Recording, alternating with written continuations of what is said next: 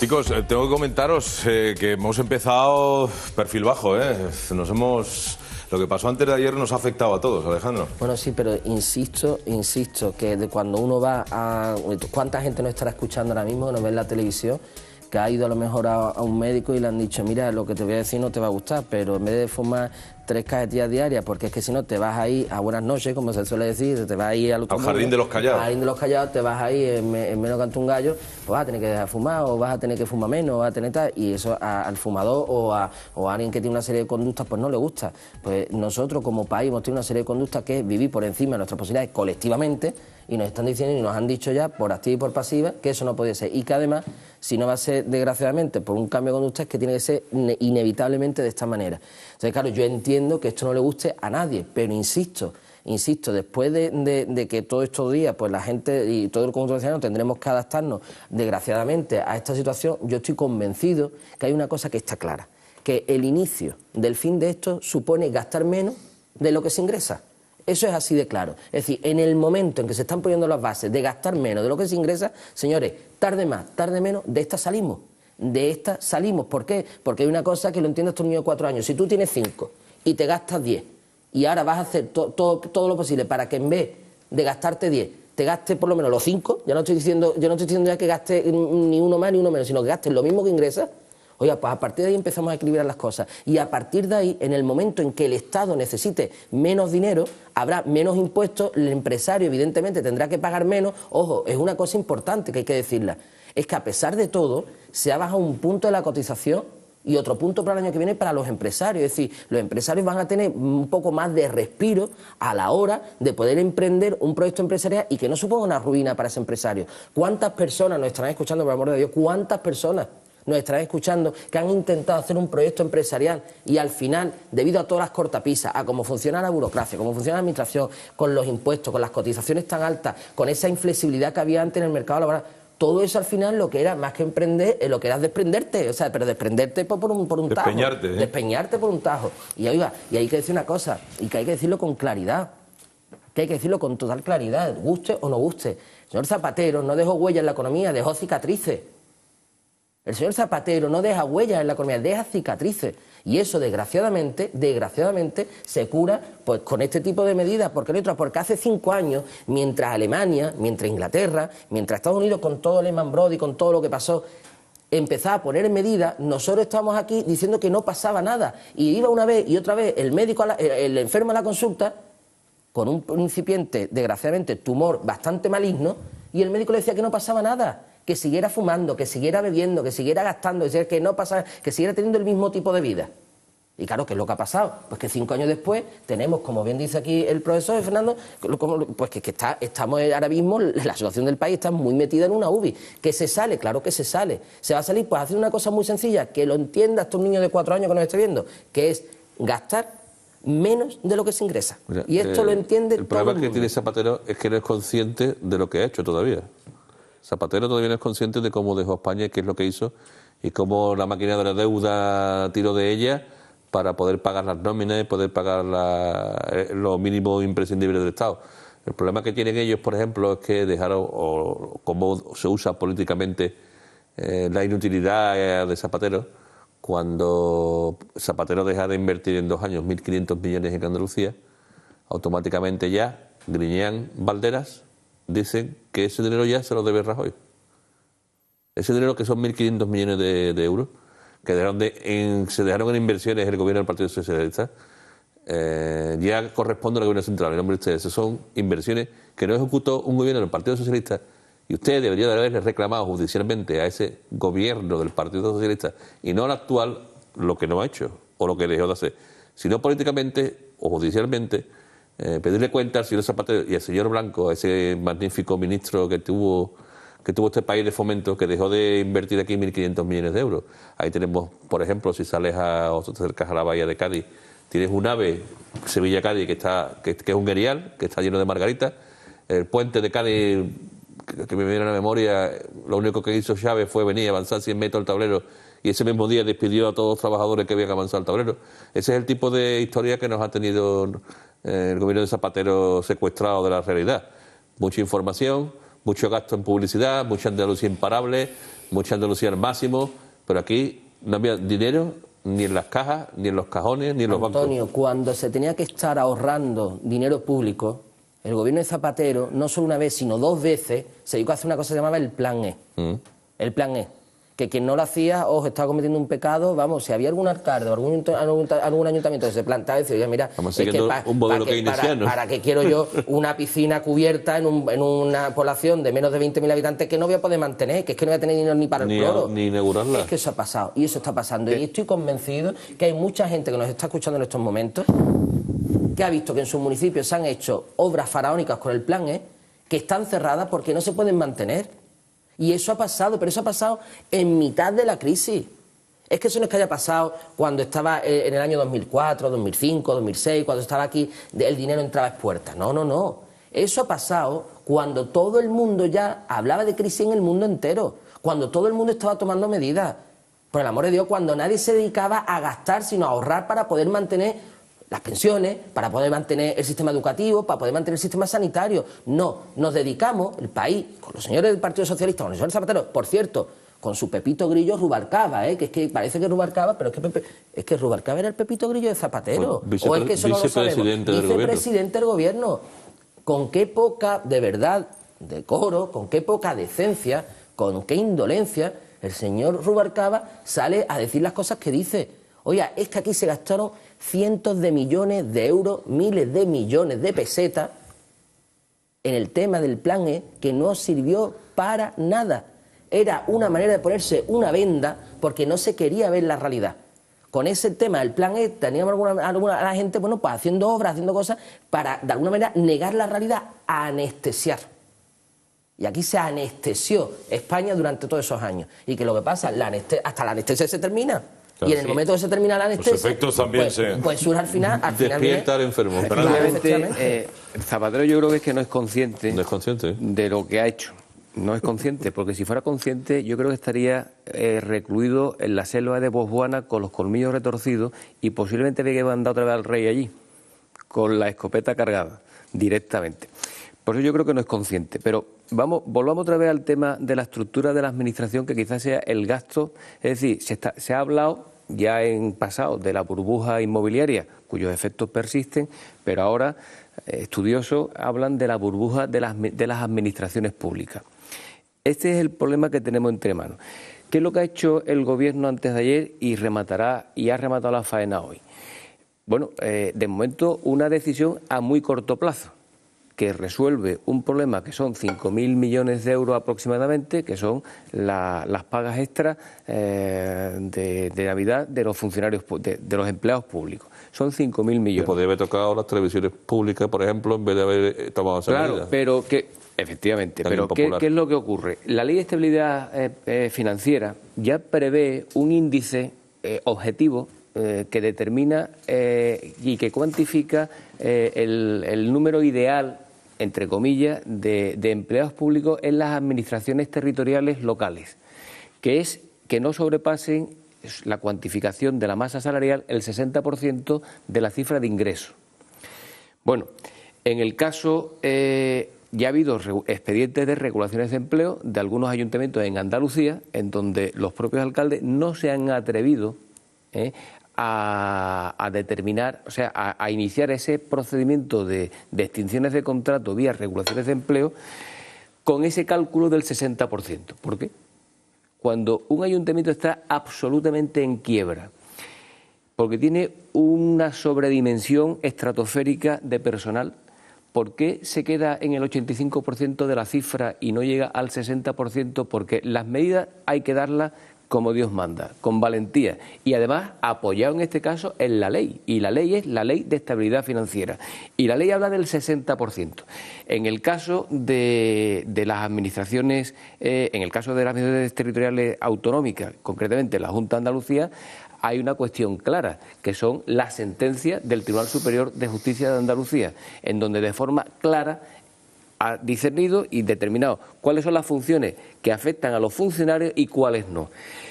Los que no sobran en la administración, así de claro. Lo que no se puede es decir, no.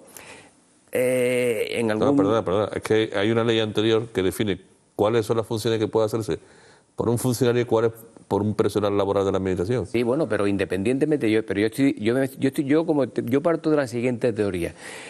Todo lo que no sea potestad de imperium, que es lo que irroga, digamos, el órgano que encarna un funcionario y el personal de apoyo de ese funcionario, lo demás no es cuestión de la función pública. Yo ahí, permíteme que difiera. Bueno, yo es mi opinión. En profundidad, además. No, pero yo en absoluto, yo lo veo de una forma clara. La propia ley te define lo que es un empleado público, sí, funcionario, eventual, interino, laboral. Bueno, pues yo no pongo en duda esa escala. Yo estoy diciendo que en mi opinión... para mí no sobra en la administración. Que para mí el personal laboral vamos a ver, que ha entrado por una oferta pública, que ha entrado por una oposición, igual que un funcionario. Yo estoy diciendo cómo configurar una administración. Yo estoy remitiéndome al origen. Es decir, lo que no tenga potestad de imperium, que es lo que define precisamente la función pública, los órganos que la encarnan, en realidad eso debería estar gestionado porque es mucho más eficiente por las empresas privadas. Esa es mi opinión. Entonces, por eso yo hablo de una administración mucho más pequeña, mucho más redimensionada y mucho más fuerte porque la ley le otorgue la potestad que necesita para poder gobernar. Yo lo entiendo así. Entonces, los estudios hechos en Andalucía parten de la base de que en Andalucía sobra más de un 30% del total del personal.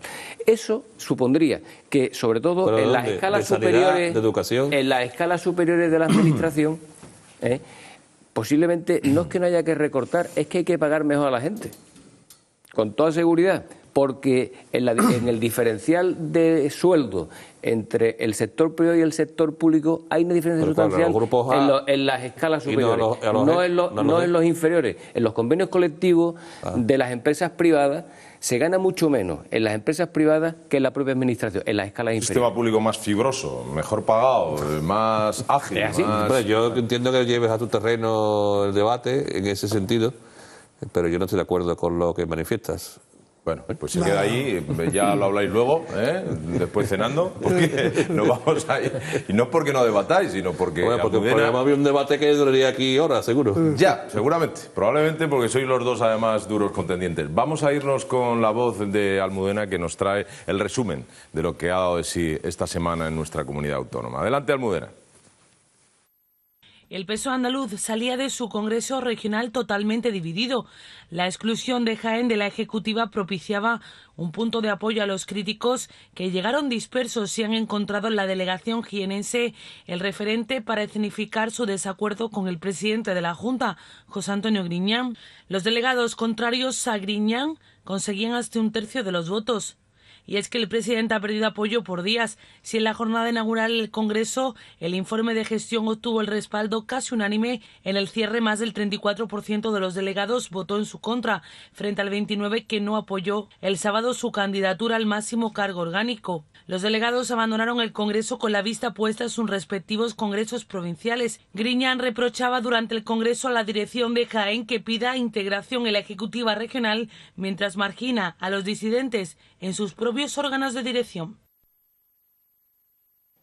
Y esta semana hemos conocido las fechas para las comparecencias en la Comisión de Investigación sobre las irregularidades en los expedientes de regulación de empleo.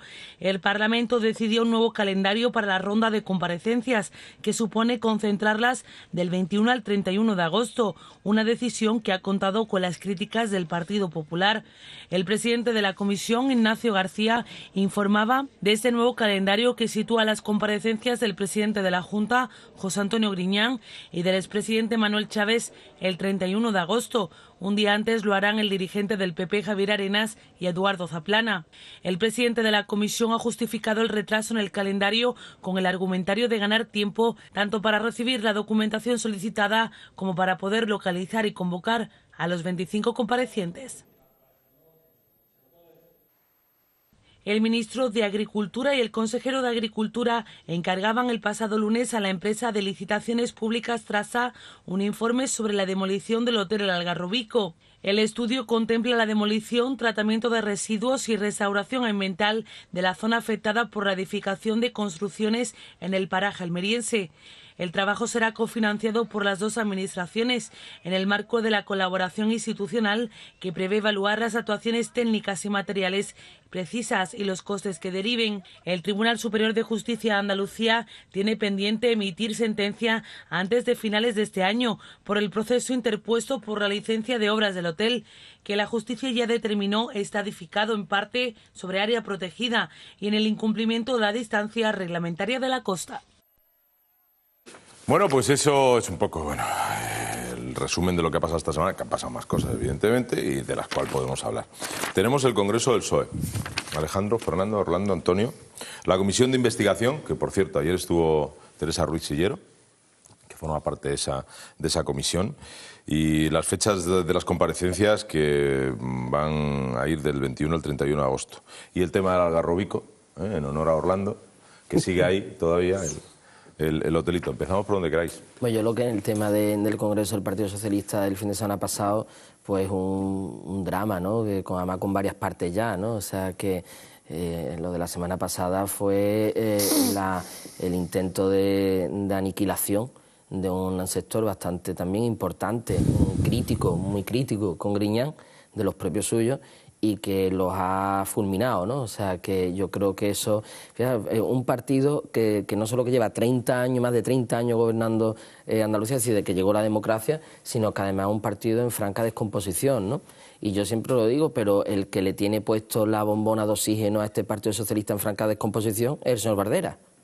Es el responsable, que yo estoy cada día más convencido que las bases de Izquierda Unida no están apoyando a Bardera en este empecinamiento de mantener a un partido que evidentemente si está dividido, si está resquebrajado, difícilmente con la situación que tenemos en Andalucía va a poder dar soluciones a los retos que tenemos, ¿no? Si yo pienso que el señor Bardera tiene que hacer en un momento determinado un acto de verdad de conciencia y decir, yo qué gobierno estoy manteniendo, qué partido estoy manteniendo. Y Alejandro, una cosa importante, nada más que llegó un amor a la consanguinidad a la hora de repartir los cargos, que eso ha achicharrado definitivamente las bases de Izquierda Unida. Eso explícalo, eso es que ha metido explícalo un poco mejor, lo del amor de la consanguinidad, es decir, que ha metido a la gente... La hija de Willy Meyer, el cuñado del otro, el primo de un tercero. En ese sentido, yo me quedo con una frase del alcalde de Dos Hermanas, que dijo, que es crítico, que dijo, llegamos 3 y nos vamos un ejército. Luego, ahí ha pasado algo gordo dentro de los críticos, que ha habido una unión que nunca ha habido desde la época de Alfonso Guerra y los guerristas que terminaron aniquilándolo. Y una cosa muy importante que ha pasado desapercibida, que es la vuelta de Pepe Caballo a la ejecutiva de Griñán. Cuando a Pepe Caballo lo sacrificó Chávez, porque se le exigió, Pepe Caballo, no se nos olvide que fue el ejecutor de las grandes liquidaciones del sector en Andalucía, y ha vuelto ahora. ¿Ha vuelto ahora por qué? Porque tiene un mandato de Griñán de aniquilar a todo lo que es sector crítico. Evidentemente sí. Caballo apunta y no perdona. Caballo tiene un listado enorme porque Caballo tuvo la valentía de enfrentarse en un momento dado a Chávez. Se enfrentó a Chávez, perdió el Congreso, lo que ganó Viera. Viera está hoy en un tercer estado, políticamente hablando, y Caballo está otra vez en primera fila. Luego, ¿quiénes son los perdedores y quiénes son los ganadores? El problema de todo esto, Antonio, es que cuando la gente que nos está escuchando ve todas estas cosas, la gente al final desconecta por completo, es decir, ve que su gobernante o las personas están peleados todos entre ellos. Están todos peleados entre ellos y claro, pues al final, ¿qué pasa? Pues la gente dice, bueno, pero... Gente que no ha nombrado ni delegados provinciales esperando qué va a pasar con los congresos provinciales del PSOE. Eso me parece muy fuerte, o sea, porque que aquí no se hayan nombrado, es que eso ha pasado y es cierto. Está la administración paralizada en toda la provincia. El tema de turismo, por ejemplo, los que llevamos turismo en las provincias, ¿vale? O sea, la Junta de Andalucía todavía con el año que estamos pasando y estamos sufriendo, todavía en el mes de julio, todavía no sabemos las provincias ni los patronatos provinciales de turismo, todavía no sabemos qué va a hacer la Junta de Andalucía para promocionar el turismo en la comunidad autónoma, cuando es la primera fuente de riqueza, la única salida real y natural que tenemos los andaluces de salir de este hoyo es el turismo. le guste o no le guste a otra gente que piensa que tiene que ser otro tipo de industria. No, Estoy de acuerdo contigo. Y resulta Turismo que es motor de nuestra economía, nosotros nos gusta años sin... Bueno, yo espero y deseo que Izquierda Unida, vamos, yo lo que estoy escuchando, hay cosas que de pronto a mí y a la gente del sector, ¿no?, nos pone un poco los vellos de punta, ¿no? Pero espero que entren en el pragmatismo y en el realismo de apoyar a un sector que es clave para salir de la atolladero en el que estamos. A mí me preocupa, a mí no me preocupa para nada lo que le pase como partido. Son cuestiones internas y cada uno se las ventila como pueda. A mí me preocupa lo que trasciende al exterior y la proyección política y de las personas que encarnan esa política en cuanto a arreglo de la solución en la que estamos padeciendo. Y el señor Valdera, que efectivamente es el balón de oxígeno que tiene el gobierno andaluz actualmente, decía hace 3 días o 4 que cada maestrillo tiene su librillo para arreglar las situaciones económicas y aludía a la situación al gobierno anterior de Rodríguez Zapatero y aludía al gobierno actual del señor Rajoy. Pero él no dice qué es lo que hay que hacer, nunca. Él dice que tiene su librillo, pero no lo dice. Lo único que dice, la demagogia permanente, es los impuestos a las grandes fortunas. Mire, Hacienda, la agencia tributaria, ha hecho una reflexión sobre la cuestión impositiva y el secretario de la Asociación Profesional de Inspectores de Hacienda ha hecho un artículo importante en un medio de prensa en donde ha estudiado la subida de impuestos actual y en relación con el pasado inmediato. Pero habla de que solamente 15.000 personas en España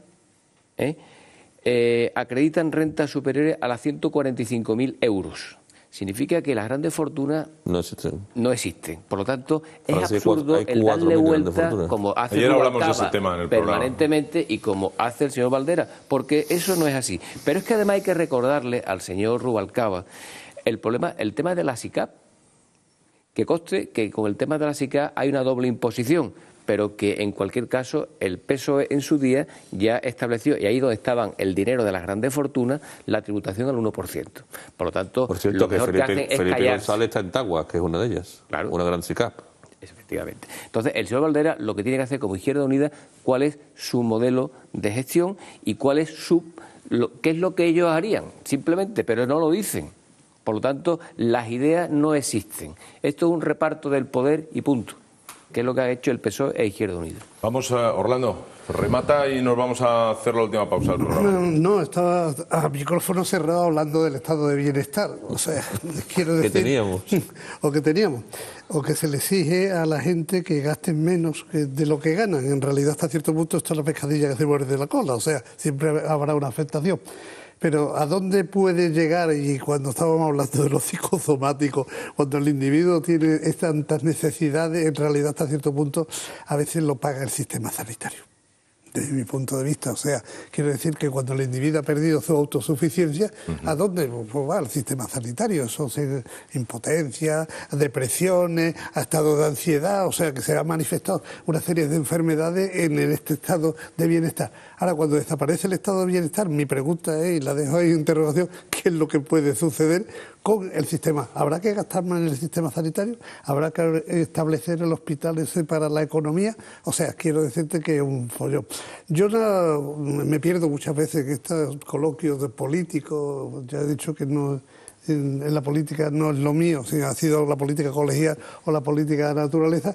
Quiero decir que cuando estábamos hablando del Congreso del PSOE, sí, me llamaba muchísimo la atención de todo lo que he leído, es que hubo un 30% de abstenciones o de votos nulos. Sí, pero críticos pensaban que eran de Jaén, sobre todo, pero sin embargo he leído en otra prensa que Jaén dice que Nanay de la China, o sea, que ellos no, ellos son griñanistas o como se llame, y que en realidad entonces no se sabe uno en qué papel quedar. O sea, quiero decir que van bien los socialistas porque a mí me interesa que a lo mejor vayan bien porque mi estado de bienestar o mi pensión no se va a desaparecer, o en realidad hasta cierto punto necesitamos un algo más como os decía lo del PP, o sea, yo soy un gran amigo, un conocido o simpatizante de Arena, y que en un momento determinado lo he intentado ayudar desde mi punto de vista de presidente del Colegio de Enfermería, lo ayudé cuando el libro blanco de la sanidad, donde nos afectábamos enormemente. Pero que quiero decirte que hay algo ahí que el de pie, o sea, el currito de pie, a veces no entiende. El ciudadano medio. No entiende bajo ese concepto. En ese momento determinado yo solamente quiero decir, desde el punto de vista sanitario y desde el punto de vista medioambiental, las dos cosas para mí desde el punto de vista mío están afectadas. Muy bien, Orlando. Vamos a hacer la última pausa. Nos queda todavía hablar de la comisión de investigación. Ayer Teresa Ruiz Chillero estuvo aquí. También, si quiere dar, Orlando, después su punto de vista sobre lo de Algarrobico, a ver cómo está esa última hora. Y también llamadas. Tenemos llamadas telefónicas que habéis hecho desde casa. No os mováis. Último bloque del programa en nada. Hasta ahora mismo.